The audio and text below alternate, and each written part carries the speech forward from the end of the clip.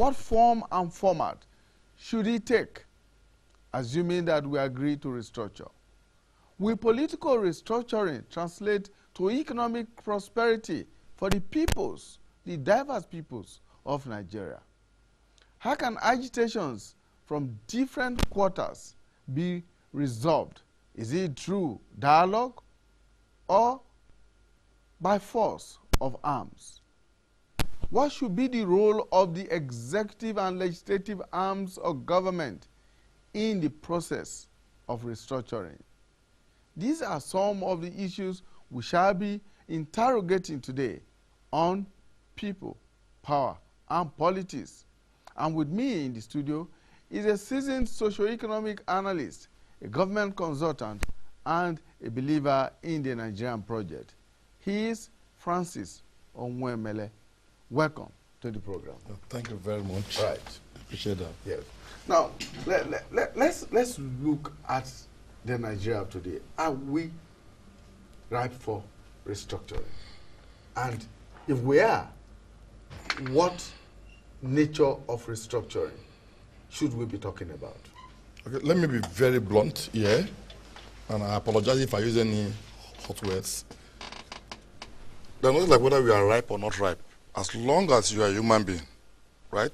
Restructuring should be a continuum recurring decimal. Now, let me also drive home a point here. There has been some argument driven essentially by a very dishonest approach on the whole thing. Restructuring is simple. It simply means change. As simple as that. It simply means change whatever you are doing now that is not giving you the dividend you expect. It's as simple as that. Every other thing becomes nomenclature. It simply means change. If what you are doing now is not yielding you the right result, change. That's what it means. Now, inside that changing process, you can have the different segments. But let's not beg the question. I'm shocked that many of the Nigerian leaders are pretending they don't know what restructuring is all about. If you are not achieving your result, restructure. That's what it means. If that word is too long, it simply means change. Simple as that. All right. Very right. For our viewers nationally and on the international scene, we will be moving off now to take a live broadcast from Taraba State. But stay with us as we continue our dialogue on people, politics, and power. Vice President Yemi Osinbajo is right now in Taraba State, commissioning a number of projects, and we'll be taking you to Jalingo, the Taraba State capital, where that is coming from. Stay with us. Because, Mr. Onwemele, yes, the president's broadcast on Sunday have been described by many people in different ways. Some say, oh, he didn't go far enough. But he was very categorical about what he thinks about the Nigerian project. He says Nigeria is not, the unity of Nigeria is non-negotiable. And many commentators have picked him up on that. Is Nigeria negotiable? One, yes, Nigeria is very, very negotiable. Now, let me be professorial here. I think we are making a fundamental error. Either we don't understand the meaning of the word negotiable, or we just close our eyes. I think those are essentially military words. You don't say that something is not negotiable. Not even with your wife. Not even with your children. Please, Nigeria is negotiable. I guess what they are scared about is this. Because you have failed in governance, in every facet of it, you are scared to allow people in court of negotiation to appraise your governance. So to hide that, say Nigeria is not negotiable. Nigeria is very negotiable. Now, if you want to avoid the statement of what you have been, all the cacophonic voices you have been hearing all over the country, all it just means that give good governance. That's it. Isn't there a difference between Nigeria is not negotiable and Nigeria's unity is not negotiable? No, even in both situations, let me drive home a point. Because when you say Nigeria is not negotiable, Nigeria is not negotiable, it's like as if you've caught some group of people, put in a cage. Say, gentlemen, you're going nowhere. But that's not the situation. This is a free world and a free country. Now, if what you are trying to do is to ensure that we are together, now, the solution to that is what I can tell you. You had that balance in the US. American dream. American dream. Or you had that palace in Canada. Oh, a beautiful place to live. People made it so. When you have responsible governance, when you give hope to your citizens, they will coin the word that Nigeria is beautiful.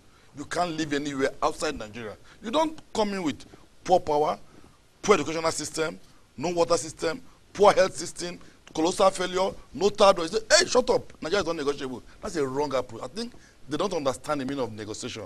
What it simply means is this. If I am a sincere leader to you, and probably I'm not doing too well, and I'm doing my best, you should be to come and say, Francis, sorry, this is what you are doing. This is what you meant well, but there are better ways to do it. That's the process of negotiation. It doesn't mean if I'm negotiating, you mean I must destroy the country. No.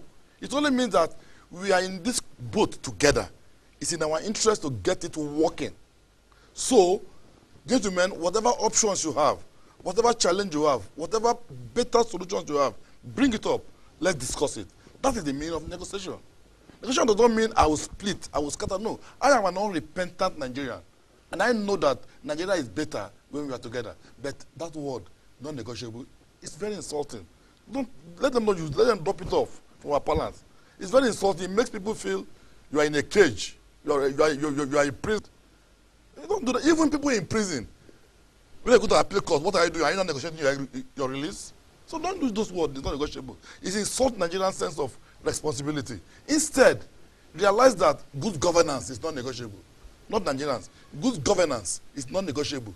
A government comes to power and you are ashamed you haven't done what you have done, you're supposed to do, resign and get out. Now, that phrase seemed to echo back to the past, because you recall that in 2014, when then President Goodluck Jonathan convoked the National Conference, in his opening address at that conference, he did say that Nigeria's unity was non-negotiable. That was not going to be negotiated. So whatever the delegates were going to do at that conference was going to be within the ambit of Nigeria's continued unity. Yep. Now, so when we talk about negotiations now, what in Nigeria of today, what should we be negotiating? Now, let me go back to what Jonathan. If I were in his shoe, what I would have told them is that this is this country. Do you think we are better off together or not? Just let's be fair to ourselves. Do you think we are better off together or not? You'll be amazed that the average Nigerian wants to live together. There's nothing as powerful as a nation where the people are happy to be with one another. So they will not come up with that concept. Nigeria is a dream, just like you have the American dream. Nigeria is this. Then people are okay, people will be excited.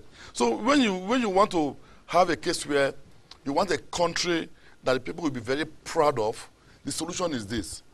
All this agitation you are saying now, the restructuring, the glamour, the quarrel, we are, like I said, they are symptoms of a problem. They are not a problem. IPAD, Arewa, youth, name them.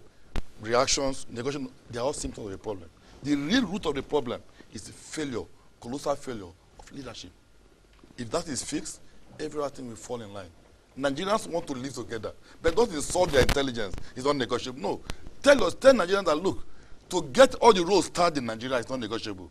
To fix hospital in Nigeria is not negotiable. I would be excited if the president had said, gentlemen, I spent 100 days in London. I'm ashamed I did that. You know what? That hospital, whatever it takes, I'm going to replicate a world-class hospital in each of the 6 political zones, and that is not negotiable. Then I will commend him.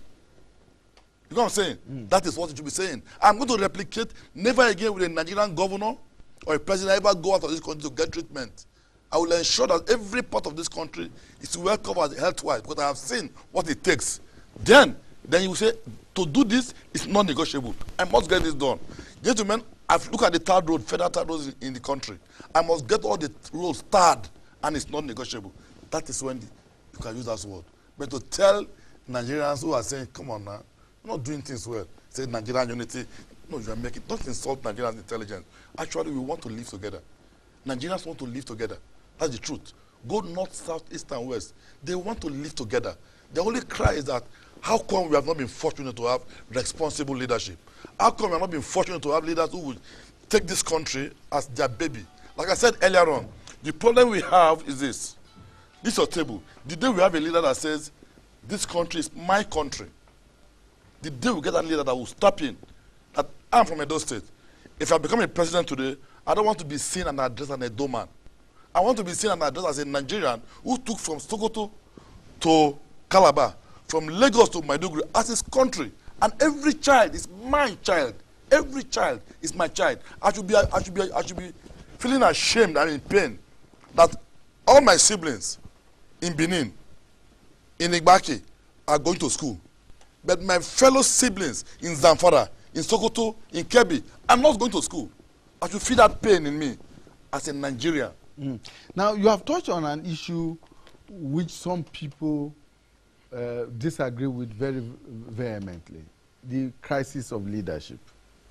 Almost everyone seems to say, blame the problem in Nigeria on bad or poor leadership.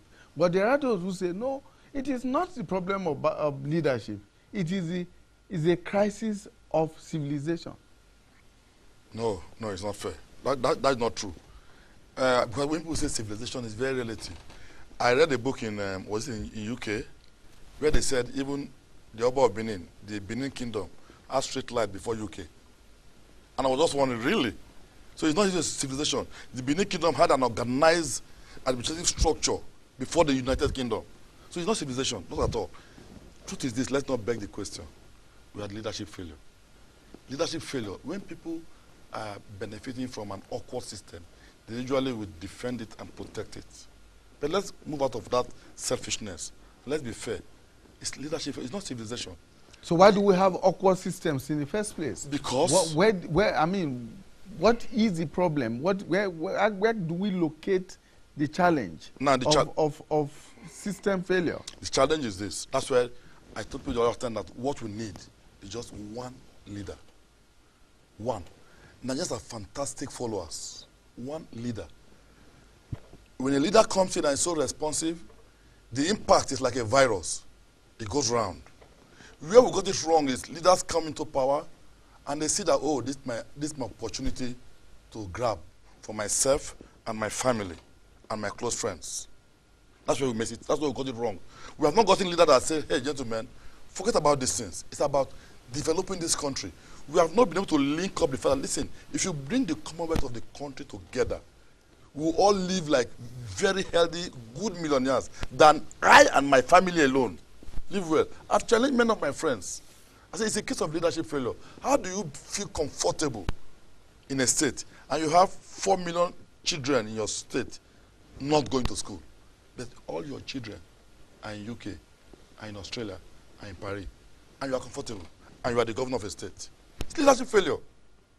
The day we get that leader, you'll be amazed. And it will take less than 12 months, and the country will change. You'll be seeing a dramatic change of event. And the power of leader is so incredible that leader can go out and deceive the public and infuse wrong message to the public. That, oh, this guy hates you. That guy hates you. That is your enemy. And the public, when they are hungry, they believe him. They believe you, and they start attacking themselves. Meanwhile, the problem is me, as the leader. I have failed to deliver the dividend of leadership. It's still leadership. So isn't it then true, according to what former U.S. President Barack Obama said when he visited Ghana, that in Africa we have over the years built strong leaders and failed woefully to build strong systems? What Obama said was systems that could actually put the leaders in their proper and their right places, okay, and make them work for the people. Let me explain. Maybe what Obama is trying to say is this one. He said we have built strong personalities rather than strong institutions. That's right. And not strong leaders. Now, because if it is the leaders. But the personalities make up the. Yes, I'm coming. You see, when you have a good leader, right, he has two ways to go. Either build a strong institutions or build a selfish institution. We have leaders who have chosen to build selfish empire. If we had leaders who had built strong institutions, what Obama is saying would have been a perfect thing. We have leaders who have not chosen to build a strong institution. It still boils down to leadership. Institutions do not build themselves. Human beings like you and I. That's why you are an incredible creation. Institutions can't build themselves. Leaders built institutions. Leaders established. AIT, that's the number established from heaven. Somebody dreamt about it. That person could have chosen to build an hotel. That person could have chosen to just go and open a bakery. or a beer parlor, but he chose to go into communication. So it's the same thing. Leaders build institutions. The day we start getting it right, for them to build institutions, Nigerian problem will be solved. So shouldn't the restructuring we are talking about, the agitations for restructuring, shouldn't it therefore begin from the hearts of men? Shouldn't we begin to restructure our hearts, our minds, and our attitudes? Good. Before we begin, because, I mean, coincidentally, this was an advocacy that was made by traditional rulers from Edo State only 2 days ago. Now look, what we need in Nigeria is the restructuring of the heart of men. Excellent. Restructuring of the attitudes of the people. Let's begin from there. And then we can then begin to think of good leaders and strong systems. Good. Now let me help you out here. We are in a deep mess. We don't have the luxury of bringing a process that will not deliver. If I say, let's start building the heart of people, that is neither here nor there. How do you measure it that I've started? How do you measure it that I've finished building the heart of people? The heart of people will come in naturally, build simultaneously as you are putting things in place. I'll give you a good example. The reason you will have a typical American or Israeli who is given a position, not because he's more holier than you and will not steal, it's not because they personally built his heart. He saw his leaders, took national funds to build national institutions. He saw his leaders turn a desert to an arable environment. He saw his leaders giving selfless service. That act is what built the act, the mind. And that's exactly why people tell you that you've heard a phrase, Nigerians are corrupt. You must have heard it. And I tell people all over the world, I say Nigerians are not corrupt. For 15 years I worked in Canada. And the best of there's no way they give an award for 10 best staff in Royal Bank of Canada. At least 4 or 5 will be Nigerians. And they say, come, how come your guys do so well and your country is so terrible? Nigerians are not corrupt. The reason you are looking as if you are corrupt is this. Nigerians are behaving the way they are behaving now because tomorrow is hopeless. Gentlemen and ladies, fellow Nigerians, when your tomorrow is hopeless, the natural instinct of humanity is that you want to survive. Our tomorrow looks hopeless. So when an hopeless man is in a position, all you do now is to say, how do I survive first? The reason the guy in Israel or in US or Canada will not steal public funds is tomorrow is given. Our tomorrow is hopeless. Nobody knows that you are even here today, even if you are a broadcaster. Nobody knows what happens today. If you lose your job today, nobody cares for you. But that's not the case. I left Canada some 3-4 years ago. Till today, my local government still writes me. Are you okay? What are you doing now in Nigeria? Otherwise, you can be trained for this, trained for that, trained for this. Gentlemen, that institution was built by people, not angels. And that is what built people. Nigerians are not corrupt. Our tomorrow is hopeless. Look at the last news from AIT. That permanent secretary in Delta State that stole over 400 million. I cried for him. He has served 35 years. If that gentleman could not steal money in the first 34 years, why is he stealing money now? He has looked at his scenario. He's now 60 years old. Look at his back, no house for himself, nothing to fall back, and he's going to leave. And fortunately for him, Shopee money came in. He grabbed it. Imagine if that guy had his own house when he was 25 years old. Had his children gone to school free, had medical care, he would steal that money. So that's the classical situation of Nigeria. Tomorrow is hopeless. We have to find a way to make Nigeria and Nigerians feel tomorrow is hopeful. In other words, you're saying that the system that we operate at the moment makes people behave the way they are behaving. Indulge themselves in unwholesome activity. Sure, that is true. Right. So now, how do we go about correcting these anomalies in the system and build a system that guarantees equity and justice? Now, thank God the world is now a village. You don't have to go too far looking for it. I tell you, if you don't want to crack your brain so much, simple. Go to economies where these things are working and look at what they are doing. Take a step to Canada. Take a step to Australia. Canada I know so well. Go there and see how things are working. Ontario alone is 10 times richer than Nigeria. Go there and see how things are working. What they do is this. The Commonwealth of the country, and they make it clear that we are better off if it's used But the leader himself has to be convinced. This is where the problem comes in now. Which is why when the old traditional leader said from the mind, it actually means the mind of the leader. If I become the president today, what will my mind tell me and what will I do? If I become the president of the country today and I go with the intention of giving hope to the average Nigerians will change. So the leaders themselves have to be, that's why the ball is in the court of the president. I can't imagine the president today holding national broadcast once in a month to talk to Nigerians about why we should give hope. You can do free education in this country. It's very easy. It's the cheapest thing to do. You can do free health in this country. It's very easy. It's the cheapest thing to do. But you must have that political will and that sincerity of purpose that, do I do this? Should I do this? Is it better? Once you are convinced, in fact, it is so easy. It is the easiest thing to do. I remember as a young then, Obafemi Awolowo said, education is free. I don't know where you are then. I remember an MPN saying, education is not free. It can't be done. And I believe the MPN guys. Because based on my limited knowledge in secondary school then, I said, can you give everybody free education? And I thought so, until I stepped my feet into Canada. And I said, what? And it's so elementary, so simple. It's so simple. It's not a rocket science. So until we purge ourselves of that self-centeredness, selfishness. Let me ask you a question. How many British MP, how many American MP have bought a house in Africa? How many of them have bought a house in Africa? Go to Bombardier in Canada. We are the second highest customers to them. On what basis? You don't have third road. You are the highest user of private jet. Shouldn't you be ashamed of that? Bombardier will tell you, hey, Nigeria is fantastic. If you walk in there today, my brother, they will give you a red carpet because you are in Nigeria. You know why? Because they know that you are coming to buy $20 million jet and you pay cash. You're stealing money. They won't use that word for obvious reason. Obviously. They won't for obvious reason because they are businessmen.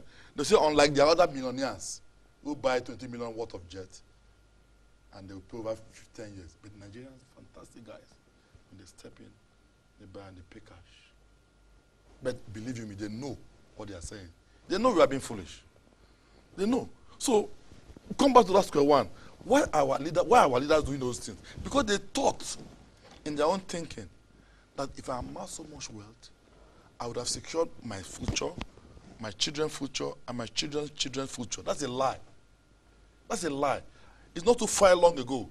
That will not secure. What will secure your children's future is an egalitarian system in the country that provides your children an opportunity to go to school, have good health if they need to be treated. That when I'm sick as a president, out of shame, I better die in this country than to go and stay in a foreign country. Things like that. I'm not saying I'm not against the president going. For now, you can do that. But when you get to that level where you said, gentlemen, for what? If I perish, I perish. This country, nobody is going to get foreign treatment again. In UK alone, we have over 4,900 medical doctors in UK. And I'm sure US will be 3 times that. The best gynecology in Nigeria today, in Canada today is in Nigeria. The 2 best brains in Canadian nuclear power are guys from Kwale, and they are Nigerians. We have the capital manpower already. We have it. We have the human capital already. But just that leadership failure has not been able to bring them together to see us through. So let's come back to the issue of political restructuring, which is the contentious issue that is trending all around the country today. Those who believe in it and those who do not believe in it. We saw much of that in the colloquium organized by the NLC yesterday. Now, what format should a restructuring of any sort take? Okay, the format could start from this. We have to be, first of all, be honest. Gentlemen, do we have a problem? Say yes. The problem is that we have a system that is not allowing our children to excel. We have a children that is not producing. We have a system where almost all of our factories have closed down. But what is the problem? Let's be honest with ourselves. We have a system where people are not encouraged to be productive. Now, but why? Because you have a system where the system I've told you, relax. If I know you as my brother and you are a governor, I start celebrating. Not because of what you want to do, but because I know that I can come to you, you give me a contract of 300 million. and I sell it to another person, I make 70 million doing nothing. Now, to restructure, once we agree that this is our problem, let's say, okay, how do we go about it? Now, I want to knock out the fear of people who are thinking that restructuring simply means those who are not making enough money now will not live in poverty. No. It means that I will wake you up from your slumber. As a gentleman, do you know you are sitting on a gold mine? Do you know you can do this, you can do this, you can do this? The Minister for Agriculture was saying that South Korea came and begged, or China came and said, if you can process your own cashew nut, which is about $12 billion, we are ready to buy it off you. Now, it's a structure that is productive that will address that. As long as the structure is not productive, we ignore it. In other words, you are saying that we must not limit ourselves to political restructuring. No. It has to be a holistic A holistic affair. Political social, economic yes, restructuring. It has to be total because just why you have so much noise about the political restructuring is simply because this is democracy. Politicians are like the guys on the forefront. They're making so much noise. And they are the guys actually causing the problem. If you want to do political restructuring, I'll give you a good example. You're asking a young man who has a brilliant idea now to come from presidency. The form is 25 million. You've knocked him off. That's it. He can't go. 15 million for the governor. You've knocked him off. So those who have stolen money will always be there. You have to find a way to say, no, this system can't produce the best brain you are looking for. Let's find a way to find where minds, cultured minds who can deliver, could come up from the system. The way it is now, it's only the money bag or an apology to the money bag that can come up. That's why you have the same name, recycling. Just the thing. As long as it takes me 25 million to buy a form for presidential election, you can't have a genuine Nigerian leader come up from that system. It's not possible. It's not possible. Now, there are those who have also argued in the wake of the constitution review process, which took place just a few weeks back, that perhaps the agitations for restructuring may be a bit more muted if only our representatives had decided to flow with the devolution of power process. And that if you devolve powers to the different units of government, different levels of government, state and local government, and to the different arms of government, that some of the issues that are being raised with the restructuring process will be adequately addressed. Again, what's your take on that? Again, it's not true. Let me tell you the truth. See, again, they are begging the question. Let me take you back a little bit. If you devote power now to the state, and a corrupt mind still man those power, we're about to square one. You hearing what I'm saying? Mm-hmm. Don't you have corrupt local government chairman? Local government. Don't you have corrupt principal of a secondary school? It will still be there. So the first thing is that if we develop a structure where even if you are corrupt and you find yourself in power, you can't even steal. You can't even do that because the system will bring you down. Are you hearing me? So if you have a system where you are in government and somebody is challenging you, say, excuse me, when you are in government, you have only one car and a 3-bedroom flat. In 9 months, you have 2 houses in Maitama, 1 in Nasokoro, and they bring the facts. If that system can pull you out, you will resign before they question you. I know one of the governors in Canada, simply because he took a first-class ticket to attend Mandela's burial, she was asked to resign. Governor of a state, that state is richer than Nigeria. She flew for that burial with a first-class ticket. And they went to her history. She had never flown a first-class ticket in her life before she became a governor. And the citizen rose up and said, can't mess up with taxpayers' money. Is Mandela your father, your mother, your sister? Even if you must go, why first class? See, this is the system now. That system is what purged itself. And she pleaded and they told her, and she resigned and stepped out until we get to that level where people begin to see politics as a call to service. Now, we can develop a system where you can't come out and want to be a local government chairman or governor. Show us your pedigree of what you have done. All right? Show us your pedigree, and the world will appraise you for what you have done. But now, what you have people who have absolutely no experience or who have been found to be thieves in other places. And yet, they have enough money and they became governor. Because the system is so monetized that brilliant ones, and we have them a lot in Nigeria, all over the place. They are quiet. They're not talking because they don't have the strength to talk. Doesn't that suggest that we should put in place a recruitment process? Yes, a political recruitment process and a system that will prevent the money bags. Because they can easily frustrate you if you're not careful. It's not a complex thing. The problem is complex, but the solution is simple. We should put a structure in place where, because you are a money bag, does not guarantee you political position. That's one. Two, if you are coming to contest and you have been found to be lacking in these areas, the system will adjudge you and flush you out. Three, if you are in power, system must have a way of adjudicating what you have done so far and what you have. Don't beg the question. Once you have found to have mismanaged public fund, you should go in for it. Once that is done, let me give one funny thing. I know something in 2005 about the richest man in Canada had a problem, and he was being tried. And I said, they can't jail this guy, using my Nigerian experience for fraudulent activities. I said they can't jail because he's the richest man. That guy spent 6 years in jail. Can you try it in Nigeria? You can't do it. So it is a system, not built by angels, built by men over a period of time. The area will start delivering message of value, creativity, honesty, integrity, your love for your country. Let that go deep into the mind and the heart of our children. Then we'll begin to build an egalitarian society that will say, yes, it's not about money. It's not about money. It's not about the money you have. It's about your love for this country. Once that happens, you hear about the Nigerian dream. Once that happens, restructuring or whatever they call it, iPod or the secessionist will die off. So that brings me to my next question, which is, why do you think these agitations for restructuring, the clamor for secession and all of that are taking regional and ethnic coloration? Because we have chosen, just like medical science will tell you, if you have malaria now and you refuse to address it on time, it will become complicated. It will become chronic. It can lead to so many other things. This thing has been glamoring for the past 30 years.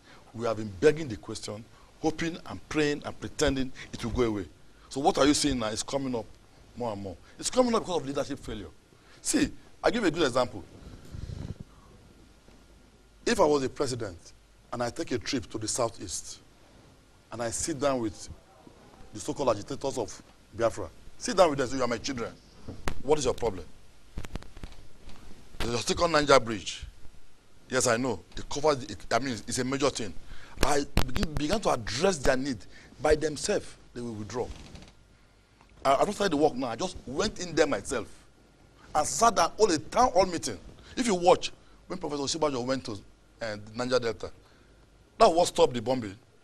We went and talked to them, one-to-one. So that is the psychology. But we have to show sincerity. People are agitating because they are feeling that all our cries, we don't care about it. And the situation will get even worse. That's what leads to agitation. You have to give them hope. That, okay, we have made a mistake. We want to address it. We will correct it. Not just say it and keep it quiet. It's 2 years now. And then you make an effort to start correcting it. People will say, okay, now, it's talking sense. It's making sense. Let's cooperate with him. In other words, you're advocating greater dialogue in resolving some of these agitations and some of these clamors, rather than the resort to other means. Just greater dialogue with superior arguments. That's all. And other arguments will just die down. Show sincerity, engage the people on a one-to-one basis. Don't tell them that you can't talk about it.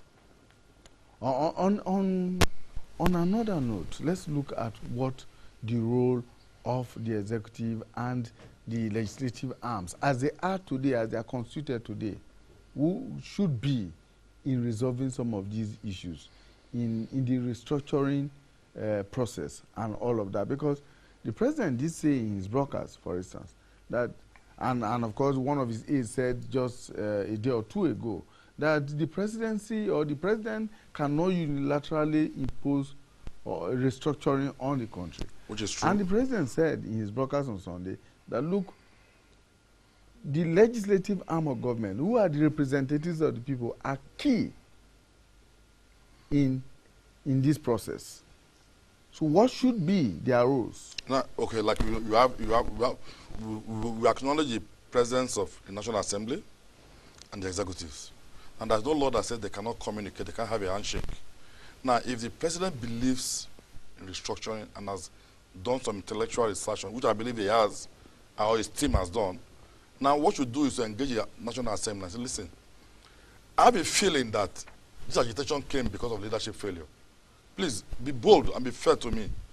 Can we highlight what it is and how do we make an effort to change or correct this leadership failure? Because legislation is actually meant for debate, whether in National Assembly, either in House of Rep or the Senate. Let them come out with a debate, and you tell them, I want to be involved in it. I'm not too sure it is wrong for the president to get involved in a debate in National Assembly. Because if he's interested, if he's passionate, okay, let's take the issue of division of power. Why should I devote power? People will say this is the reason. When it comes to healthcare, the best man to handle it is a man close to the grassroots. When it comes to policing, the best policing is the community policing. Okay, how do we go about it? Now you are providing a solution. All this will just die in natural death. So you need to use National Assembly effectively as it is. All right, we'll have to leave it at that for now. Yes, this is a continuous dialogue, continuous debate. I pray that my guest has been Francis Onwuemele, who is a government consultant. He's a seasoned socio-economic analyst and one who believes in the Nigerian project. Thank you so much for giving us your time this afternoon. Thank you. Thank you so much. I appreciate the opportunity. Well, my name is Imoni Amarere. Join us again when we bring you another edition of People, Politics, and Power. Bye for now.